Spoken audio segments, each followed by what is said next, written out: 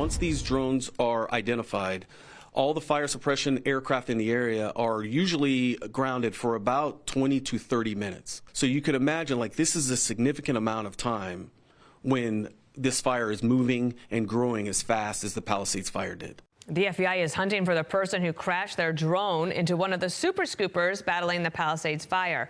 The illegally operated drone put a hole in the wing of the plane and grounding it while the fire crew was trying to put out the fire. The FAA has imposed flight restrictions over the area, and the LA County District Attorney has promised to prosecute anyone who violates it. So now on the board, we can tell you where we stand right now. Keep in mind, Monday night, Tuesday night especially, they're expecting the winds to pick up in a significant way. There were 2 fires still burning. This is the Eaton fire. That's around Pasadena, Altadena with Robert, the gentleman who was with us 30 minutes ago. That's 33% contained. Here on the Pacific Ocean, the Palisades fire, so much devastation, only 14% contained. And again, if the winds pick up 50, 60, 70 miles an hour in the next 48 hours, they can take those embers and blow them downstream in a significant way and cause further damage. Think about this right now. On the Pacific, their PCH leads to Malibu. This is what has burned in orange, gone. So all those pictures you see, all the aerial images you see of ash and dirt, that is in the orange area here. The red area is a mandatory evacuation, and the yellow area now in Pacific Palisades is a warning that they may have to get out too. Now, California's leaders facing a lot of heat now over failures in local response to the fires. The road to recovery, as you know, it's going to be huge. The road will be long. It will be winding. Senator Bill Hagerty from Tennessee said this about that. At this point, we still don't know the full extent of the damage, and we may not know for some time. But what we can see is the failure of policy there and the failure of leadership in California that's been egregious. It's absolutely pathetic what has happened there, and I think we're going to have real accountability. We need to have hearings to understand, to get to the bottom of what's taken place, what the failures have been. Those failures. Our colleagues, Fox News contributor Steve Hilton lives in California. Today he's going to lay out a plan to speed up the recovery and rebuilding. And Steve, good morning to you. Before I ask you specifically about that, the Governor Gavin Newsom was asked about the response and said this. You're governor of the largest state in the country, and what happens in LA isn't always going to, come across your desk, but also you're ultimately responsible as the governor of the state. I mean, of course, I want to know the answers. So I'm the governor of California. I want to know the answer. I've got that question. I can't tell you about how many people, what happened. My own team saying what happened, and I want to get the answers. And I'll be candid with you, I wasn't getting straight answers. Steve, give us some answers. How did everything go so terribly wrong? Well, Bill, there you are. You just had another example of the vacuum of leadership here in California, here in Los Angeles. That's why people, as well as being so devastated and fearful of the future, are angry. The level of rage is something like I've never seen before. In putting together the plan that I'll lay out later this morning, we'll discuss in a second, I've been speaking to a lot of people about what went wrong, and so many questions are now emerging. Let's just take that massive issue of running out of water. And people are saying, well, how could that happen?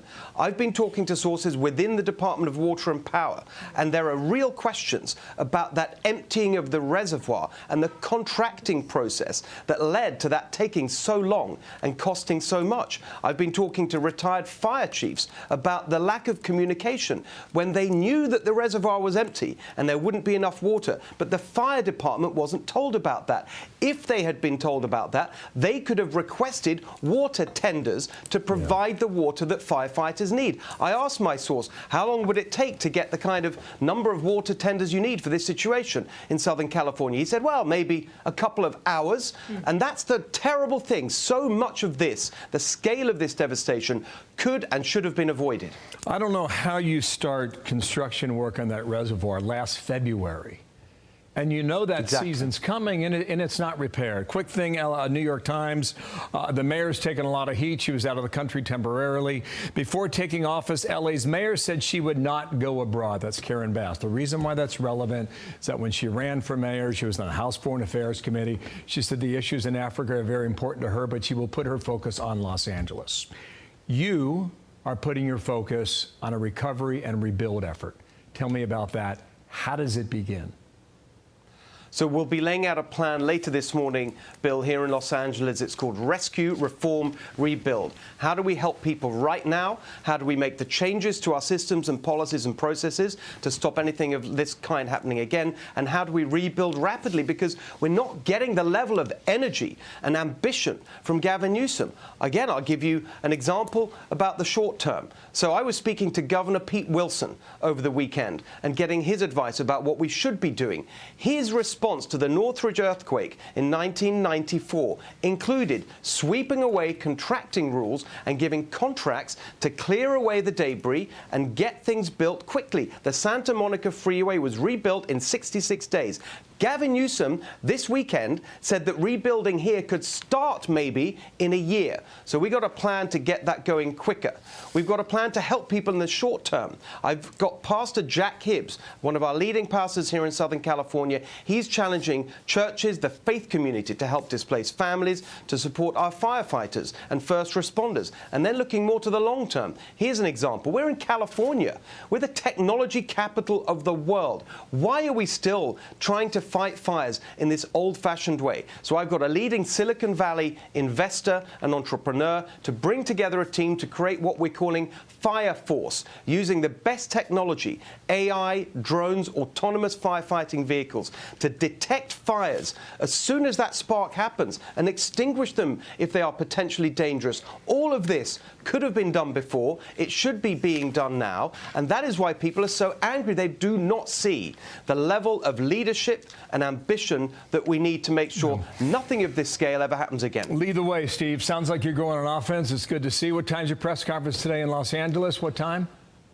It's 11 a.m. Pacific time, and we've got a whole team of business leaders, faith leaders, fire experts. We're going to lay out how we can do much better in the future. Do it. We'll watch. Thank you, Steve. Nice to see you. Good luck. Steve Hilton. Thank you, Bill. Thank you. And that sounds amazing. And also this, join Fox's support of families impacted by the California wildfires. Your donation enables the Red Cross to respond to help people recover from this disaster. Scan the QR code on your screen. You can support these efforts, and the money goes to a good cause, obviously. I'm Steve Doocy. I'm Brian Kilmeade. And I'm Ainsley Earhart. And click here to subscribe to the Fox News YouTube page to catch our hottest interviews and most compelling analysis.